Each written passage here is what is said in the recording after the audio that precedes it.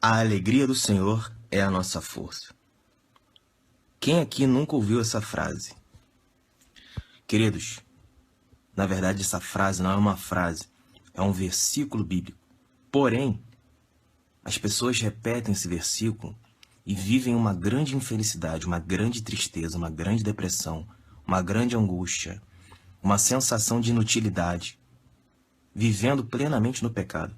E aí eu te pergunto, a alegria do Senhor é a sua força? Será que você entendeu o que de fato é a alegria do Senhor? Ou será apenas que você é mais um religioso que está sendo enganado pelas igrejas evangélicas e sofrendo por não conhecer as Escrituras? Porque a palavra de Deus ela é muito clara. A palavra de Deus é muito clara. As pessoas elas simplesmente não entendem a palavra dele e pegam um versículo isolado e começam a repetir, quase que de forma religiosa, quase que uma mania, um automatismo. São pessoas que não tem o que você explicar para elas, porque são pessoas que repetem uma coisa que elas não entendem. Elas repetem que a alegria do Senhor é a força delas, mas elas não têm um pingo de força na vida.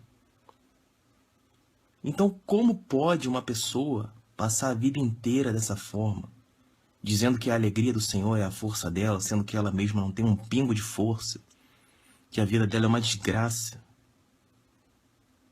Querido, vamos pregar a palavra como de fato ela é, para que a partir de hoje você possa ter entendimento acerca daquilo que o povo disse quando se referiu ao fato da alegria do Senhor ser a força dele. Quero que você guarde isso. Você aí que até hoje dizia que a alegria do Senhor era a sua força, mas que nunca teve felicidade. Eu quero te dizer que você foi enganado durante todos esses anos porque ninguém nunca te explicou a verdadeira palavra, pelo sentido pelo qual Neemias ensinou isso. Bom, livro de Neemias, Velho Testamento, capítulo 8. Esdras lê a lei diante do povo. Esdras era um profeta. Ele leu a palavra de Deus, assim como eu estou lendo para vocês agora. Então perceba que as profecias estão se cumprindo nesse exato momento. Assim como um profeta do passado estava lendo a palavra de Deus para o povo, nesse momento eu estou lendo para 77 pessoas, ou seja, é um povo, tem muita gente aqui. Versículo 1. E chegado ao 7º mês, estando os filhos de Israel nas suas cidades, todo o povo se ajuntou como um só homem na praça, diante da porta das águas, e disseram a Esdras, o escriba que trouxesse o livro da lei de Moisés, que o Senhor tinha ordenado a Israel. Então perceba que Esdras, ele chegou à frente da praça, ajuntou uma multidão, trouxe a Bíblia e começou a ler para esse povo o livro de Moisés. E Esdras, o sacerdote, trouxe a lei perante a congregação. Assim, de homens como de mulheres, e de todos os entendidos para ouvirem no primeiro dia do 7º mês. Então perceba que todos foram reunidos diante de Esdras. Óbvio que foi a mando de Deus, porque o objetivo de Deus, quando ele levanta um profeta, é para que as pessoas que Deus chamou possam ouvir a palavra de Deus. Então perceba que Deus levantou Esdras. Esdras foi à praça, ajuntou um povo e pregou a Bíblia para o povo. Só que perceba que haviam poucos entendidos. A palavra de Deus ensina que nem todo aquele que ouve a palavra de Deus entende a palavra de Deus. Então ele chamou os entendidos para ouvirem. Se você está entendendo o que eu estou falando, então louve a Deus pela sua vida. E leu nela diante da praça, que está diante da porta das águas, desde a alva até o meio-dia, ou seja, desde manhã cedo até meio-dia, perante homens e mulheres e entendidos. E os ouvidos de todo o povo estavam atentos ao livro da lei, ou seja, aquilo que Esdras estava pregando. E Esdras, o escriba, ele estava fazendo um púlpito de madeira que fizeram para aquele fim. E estavam em pé junto a ele. À sua mão direita estava Matitias e Sema, e Anaias e Urias, e Uquias e Masaéias. E a sua mão esquerda, Pedaias, Misael, Malquias, Rassum, Rasbadana, Zacarias e Mesulão. E Esdras abriu a Bíblia perante os olhos de todo o povo, porque estava acima de todo o povo. E abrindo ele, todo o povo se pôs de pé. Então perceba que quando Esdras abriu a Bíblia, o povo todo ficou de pé, ficou apreensivo, falou: olha, vai vir uma palavra de Deus para minha vida. O Senhor quer falar comigo. Eu não sei se você está com sono. Eu quero que você se coloque de pé, porque se você é uma pessoa de Deus, você está de pé, aguardando receber uma palavra de Deus nesse momento. E Esdras louvou ao Senhor, o grande Deus, e todo o povo respondeu: amém, amém, levantando as mãos, inclinaram-se e adoraram o Senhor com o rosto em terra. E Bani, Serebias e Jamim, Acube, Sabetai e Odias, e Masaéias, Quelita, Azarias, Josabade, Anã e Pelaias, e os levitas ensinavam ao povo na lei, e o povo estava no seu posto. Então perceba que os profetas de Deus, eles abriram a Bíblia e começaram a pregar o Evangelho. E leram o livro de Deus, da lei de Deus, declarando e explicando o sentido das coisas, fazendo com que as pessoas lessem e entendessem. Então perceba que a igreja de Deus ela é caracterizada não por ficar dentro de um templo, mas por promover oportunidades para que cada um dos escolhidos de Deus possam abrir a Bíblia e ler a Bíblia. Porque o versículo 8 ensina: ó, e leram o livro da lei de Deus, declarando e explicando o sentido, fazendo com que as pessoas lessem e entendessem. Continuando. E Neemias, que era o Tirsata, e o sacerdote Esdras, o escriba e os levitas que ensinavam o povo, eles disseram ao Senhor, a todo o povo: esse dia é consagrado ao Senhor, vosso Deus, pelo que não vos lamenteis nem choreis, porque todo o povo chorava, ouvindo as palavras da Bíblia. Então perceba que a pregação da Bíblia causou uma grande comoção no coração das pessoas, porque todo o povo chorava. As pessoas começaram a ter discernimento, a entender que estavam vivendo uma vida errada. Então eu vou reler para que você possa entender melhor. E Neemias e o sacerdote Esdras, que era o escriba, e os levitas que ensinavam ao povo, disseram a todo o povo, 2 pontos: este dia ele é consagrado ao Senhor, vosso Deus. Não vos lamente, nem chorem, porque todo o povo chorava ouvindo as palavras da lei. Disse-lhes ainda mais: ide e comeis as gorduras e bebei as doçuras, e enviai as porções aos que não têm nada preparado para si, porque esse dia é consagrado ao nosso Senhor. Portanto, não vos entristeçais, porque a alegria do Senhor é a vossa força. Querido, eu poderia continuar pregando aqui, mas eu vou parar por aqui para que você entenda o seguinte. Eu quero que você entenda essa palavra desde o versículo 1 até o versículo 10. Então perceba que quando Deus falou que a alegria do Senhor é a nossa força, foi porque ele levantou um profeta de Deus para pregar essa palavra. Esse profeta, esses profetas de Deus, eles foram colocados num lugar na praça para que eles pudessem estar lendo a Bíblia. Para que eles pudessem estar lendo a Bíblia e tirando as dúvidas das pessoas que estavam ali. E eles começaram a ler a Bíblia e a explicar a Bíblia para as pessoas que estavam ali. E essas pessoas começaram a entender o que antes elas não entendiam.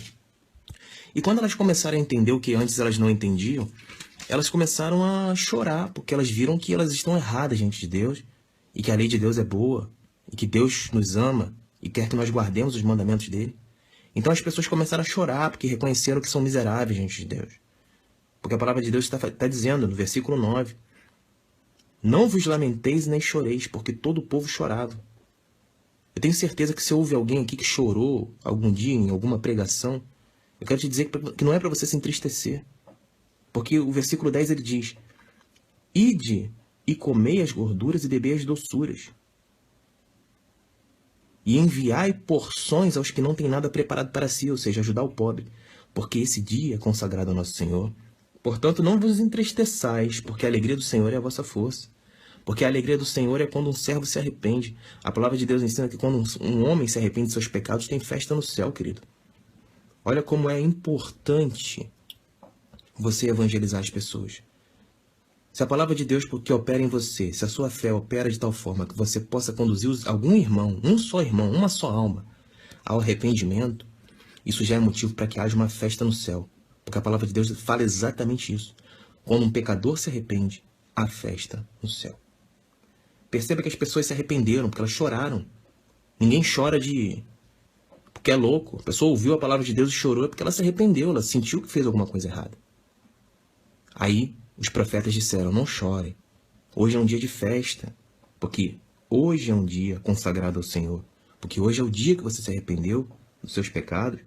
Portanto, não vos entristeçais, porque Deus está feliz. Porque você se arrependeu. Então a alegria de Deus pelo seu arrependimento vai te dar força para que você possa viver. E o que a gente vê? A gente vê um monte de pecador, vagabundo, safado, desgraçado, que fica repetindo que a alegria do Senhor é a força, vivendo uma vida de imoralidade, uma vida de safadeza, uma vida de mentira. Um canalha que bate na esposa, uma mulher que bate nos filhos, que só reclama da vida. Noveleira maldita, que vai para a igreja aos domingos achando que aquilo ali é servir a Deus. Perceba que o que causou alegria em Deus foi as pessoas lerem o Evangelho, entenderem o Evangelho, se conscientizarem dos erros que eles têm, verem quanto eles são miseráveis diante de Deus, chorar, porque choro, se eu prego a palavra de Deus para você e você chora, isso é sinal de que você está se sentindo tocado pela palavra de Deus, não é por mim. Então perceba que o que causou a alegria do Senhor não foi, a alegria do Senhor é minha força, não é um versículo simples, é um contexto, tem toda uma história por trás desse versículo. Então perceba que a alegria do Senhor se deu pelo fato dos servos se arrependerem de seus pecados. Porque quando nós estamos fracos é que nós estamos fortes. Porque quando nós nos arrependemos dos nossos pecados e cremos no Evangelho, então nós estamos no caminho da salvação. Não adianta você ser um mentiroso. As pessoas se lamentavam, choravam. E o profeta disse, não chora. Se você está chorando porque eu preguei para você, hoje é um dia de festa. Porque Deus está feliz com o seu arrependimento. E Deus está alegre. E a alegria de Deus será a sua força. Porque quem odeia o pecado e se arrepende dele, faz de Deus a sua força e alegra a Deus. Então Deus passa a operar em nós. Perceba que essa palavra ela não é entendida, ela não é pregada, porque não convém as religiões pregarem a palavra dessa forma, porque elas não querem um arrependimento. Perceba que primeiro o povo se arrependeu, se lamentou, no versículo 9, chorou, e aí no versículo 10, Deus disse que a alegria dele é a força do povo que se arrepende, do povo que chora, do povo que clama, do povo que ouve as Escrituras. Porque a alegria do Senhor, querido, ela é a força de quem está arrependido. Deus é ira. Deus tem ódio. Você acha que Deus é só amor? A palavra de Deus ensina isso. Deus odeia os ímpios. Odeia. Por isso que ele chama todos ao conhecimento da verdade, para que todos possam ser libertos. Mas o ser humano tem negado a palavra de Deus, tem endurecido o coração. E Jesus mesmo disse, o ser humano não é bom. As obras dos seres humanos são más, são ruins. Crucificaram a Cristo, preferiram um ladrão a Jesus Cristo. Então você acha mesmo que o ser humano é digno de honra? Não, querido, digno de honra são aqueles que aceitam a palavra de Deus e fazem de Deus a sua força.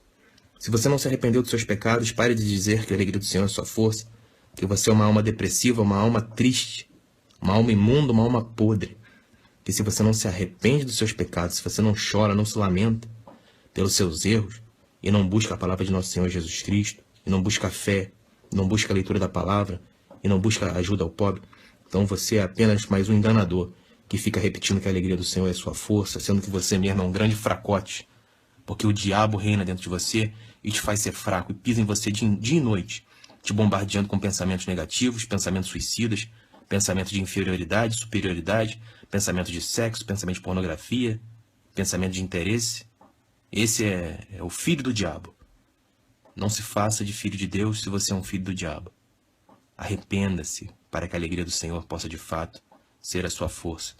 Porque se você não se arrepender, nós vemos que no versículo 9 houve arrependimento e no versículo 10 houve alegria. Ou seja, antes da alegria vem o arrependimento. Ou você se arrepende pela pregação da Bíblia, como nós estamos pregando para você dia e noite nessa página, ou a coisa vai ficar feia para você porque Deus não está alegre com você, e se Deus não está alegre, Ele não será a sua força. E quando nós fazemos do diabo a nossa força, nós somos fracos. Porque o diabo é um fracote. A gente sabe disso. O diabo passa uma imagem de que ele é muito poderoso. O diabo é um fracote. Pena que você não sabe disso, porque a palavra de Deus ensina. Errais por não conhecer as Escrituras e o poder de Deus. A palavra de Deus ensina que o homem não é nada. mas os anjos foram feitos um pouco superiores aos homens. Ou seja, se o homem não é nada e o anjo é um pouco superior, e o diabo é um anjo, então o diabo também é um fracote. Mas eu fiz de Deus a minha força. Eu fiz de Deus a minha força. Eu sou a força de Deus nessa terra. Se há algum demônio em sua casa, mande ele vir comigo, querido. Mande ele vir comigo. Faz uma oração, fala assim: diabo, sai da minha vida e vai para a casa desse pregador. Vai para a casa desse homem de Deus que está pregando. Porque ele quer brigar com você. Ele quer lutar com você. Você pode lançar toda a sua ansiedade, todo o seu medo. Lança sobre mim. Pode pedir. Eu tô te pedindo isso de coração. Você pode pedir e falar: diabo, sai da minha vida e vai para casa daquele homem. Porque eu quero ver se você é forte mesmo. Eu te garanto que ele não vem, porque eu fiz do Senhor a minha força. Comigo não há quem pode. Comigo não há quem possa, porque eu fiz de Deus e de nosso Senhor Jesus Cristo a minha força, porque não mais vivo eu, mas Cristo vive em mim. E a partir do momento que Cristo vive em mim, eu exerço a minha autoridade para pisar sobre as serpentes e os escorpiões. Sem um pingo de medo, porque medo é falta de fé. Pedro afundou a partir do momento que ele começou a perder a fé. E Jesus disse: homem de pouca fé, por que você está afundando? Por que você não tem fé? Perceba que a fé nos faz afundar. Perceba que, se você não se arrepender, Deus não será sua força, você não terá fé e você irá afundar, como você está afundando. Então assim diz o Senhor: arrependa-se hoje, creia no Evangelho, para que tu e tua casa possam me servir. Bom, peço que você se inscreva no nosso canal no YouTube, Jesus Não Mente. Essa é mais uma pregação. Nós temos um canal com muitos vídeos que nós estamos organizando para que vocês possam ter acesso à Palavra de Deus 24 horas por dia, quando vocês quiserem. Diversas palavras diferentes.